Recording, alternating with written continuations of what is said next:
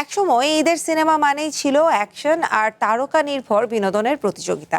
তবে এবারের চিত্র কিছুটা ভিন্ন। মিউজিক্যাল রোম্যান্স থেকে রাজনৈতিক অ্যাকশন, বাস্তবধর্মী ড্রামা থেকে সাহিত্যপ্রাণ কাব্যিক গল্প, বড় পর্দায় হাজির হচ্ছে 4 ভিন্ন স্বাদের সিনেমা। প্রশ্ন হলো, সময়ের সঙ্গে তাল মিলিয়ে কোন ধারার গল্প সবচেয়ে বেশি সাড়া পাবে দর্শকের কাছে, অথবা কোনটা হয়ে উঠতে পারে ব্যবসা সফল সিনেমা।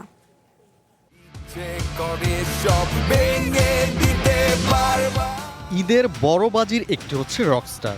শাকিব খানকে এবার দেখা যাবে রকস্টার চরিত্রে। মিউজিক্যাল রোমান্টিক ঘরানার এই সিনেমার কেন্দ্রবিন্দু প্রেম, সঙ্গীত আর তারকা খ্যাতির জগৎ। সাম্প্রতিক সময়ে গান, টিজার আর নতুন লুক ঘিরে সামাজিক যোগাযোগ মাধ্যমে আলোচনাও বেশ চোখে পড়ার মতো। ওকে কেউ চোখে দেখেনি।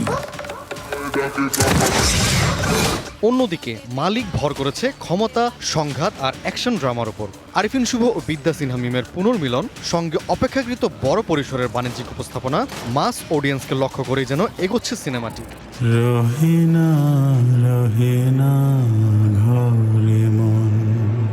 কিন্তু সবচেয়ে বেশি কৌতূহল হয়তো রোদ ঘিরেই। হাওয়ার নির্মাতা মেজবাউর রহমান সুমনের নতুন সিনেমা হয় শুরু থেকে প্রত্যাশা আকাশ ছোঁয়া। প্রচলিত ফর্মুলার বাইরে বাস্তবধর্মী ড্রামা ও গল্প নির্ভর নির্মাণের কারণে সিনেমা প্রেমীদের বিশেষ নজর রয়েছে এই ছবির দিকে। তাই রোদ বক্স অফিসের চেয়ে কন্টেন্ট ইভেন্ট হওয়ার সম্ভাবনা রাখে। এক্ষেত্রে হাওয়া পরবর্তী সময়ে নির্মাতার ব্র্যান্ড ভ্যালু বড় সম্পদ। করির মতন সাদা মুখ তার, দুইখানা হাত তার হিম, চোখে তার জল কাঠের রক্তি।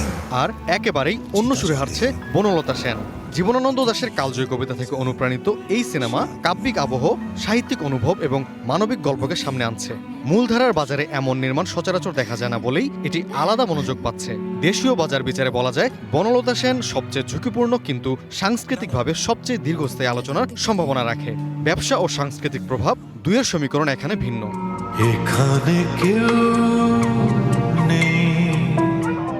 বিশ্লেষকরা বলছেন, বাংলাদেশের ঈদ বাজারে এখনো তারকা ও বিনোদন নির্ভর সিনেমার শক্ত অবস্থান রয়েছে।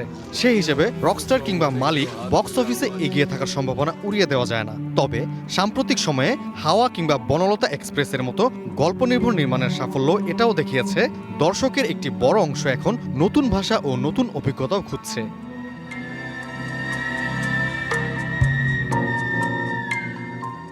তাই এবারের ঈদের আসল লড়াই হয়তো শুধু তারকার নয়, জনরারও। ঈদের সিনেমা মানে একসময় ছিল এক ধরনের বিনোদনের পুনরাবৃত্তি। এবার সেখানে দেখা যাচ্ছে বৈচিত্র্যের স্পষ্ট উপস্থিতি। আর সেই বৈচিত্র্যের মধ্যেই হয়তো লুকিয়ে আছে বাংলাদেশের সিনেমার পরবর্তী পথ চলার ইঙ্গিত। এখানে কেউ থাকে না। Mamun Wajid, one entertainment.